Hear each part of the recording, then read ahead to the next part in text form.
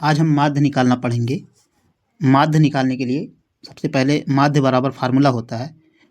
माध्य बराबर फार्मूला होता है संख्याओं का योग। माध्य बराबर फार्मूला होता है संख्याओं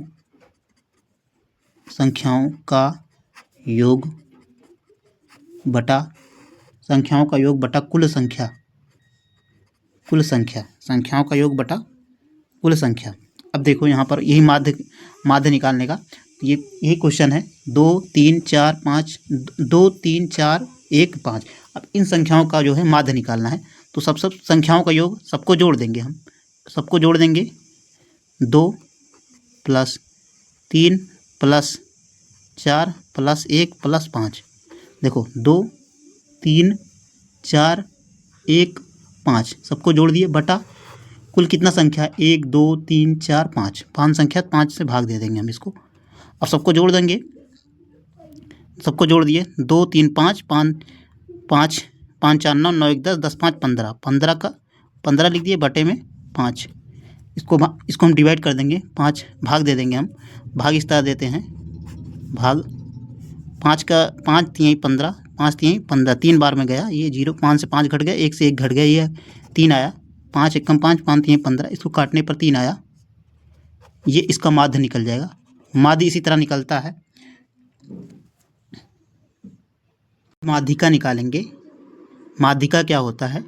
सबसे पहले इसको हम असेंडिंग ऑर्डर में लिख देंगे। असेंडिंग ऑर्डर आरोही क्रम में सबसे पहले सबसे छोटा क्या है? सबसे छोटा 1 है तो पहले 1 लिखेंगे। सबसे छोटा 1 है, यहाँ 1 लिखेंगे। 1 लिख दिए।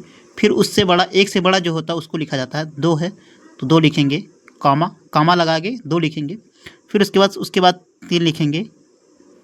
फिर उसके बाद 4 लिखेंगे। जिस पे लगाएंगे, जिसको लिखेंगे ऐसे निशान लगा देंगे तो मालूम हो जाएगा ये नंबर लिख दिए हैं। ये हो गया। अब इसके बाद 5 लिखेंगे तो यहाँ 5 लिखेंगे। ये हो गया। अब ये आरोही क्रम में हो गया। आरोही